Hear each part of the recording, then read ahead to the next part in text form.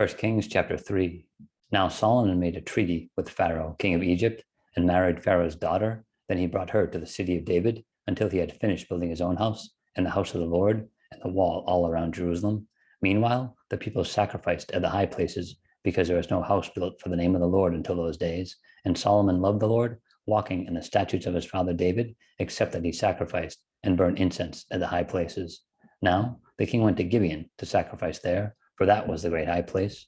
Solomon offered 1,000 burnt offerings on that altar. At Gibeon, the Lord appeared to Solomon in a dream by night, and God said, "Ask, what shall I give you?" And Solomon said, "You have shown great mercy to your servant David my father, because he walked before you in truth, in righteousness, and in uprightness of heart with you. You have continued this great kindness for him, and you have given him a son to sit on his throne, as it is this day. Now, O Lord my God, you have made your servant king instead of my father David, but I am a little child. I do not know how to go out or come in, and your servant is in the midst of your people, whom you have chosen, a great people, too numerous to be numbered or counted. Therefore, give to your servant an understanding heart to judge your people, that I may discern between good and evil. For who is able to judge this great people of yours?"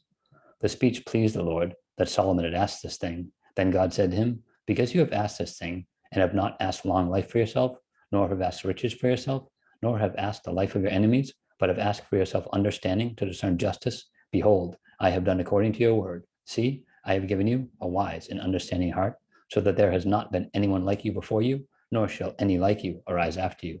And I have also given you what you have not asked, both riches and honor, so that there shall not be anyone like you among the kings all your days. So if you walk in my ways to keep my statutes and my commandments, as your father David walked, then I will lengthen your days." Then Solomon awoke, and indeed it has been a dream. And he came to Jerusalem and stood before the ark of the covenant of the Lord, offered up burnt offerings, offered peace offerings, and made a feast for all his servants. Now 2 women who were harlots came to the king and stood before him. And one woman said, "O my lord, this woman and I dwell in the same house, and I gave birth while she was in the house. Then it happened the 3rd day after I'd given birth that this woman also gave birth, and we were together. No one was with us in the house except the 2 of us in the house. And this woman's son died in the night because she lay on him.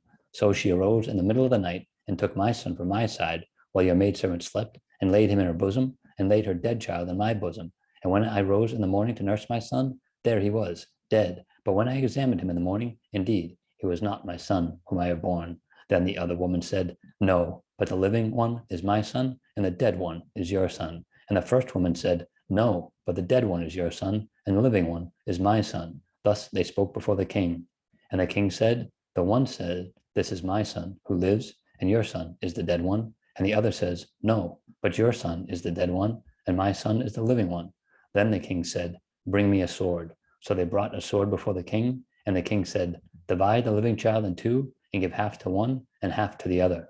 Then the woman whose son was living spoke to the king, for she yearned with compassion for her son. And she said, "O my lord, give her the living child, and by no means kill him." But the other said, "Let him be neither mine nor yours, but divide him." So the king answered and said, "Give the first woman the living child, and by no means kill him. She is his mother." And all Israel heard of the judgment which the king had rendered, and they feared the king, for they saw that the wisdom of God was in him to administer justice.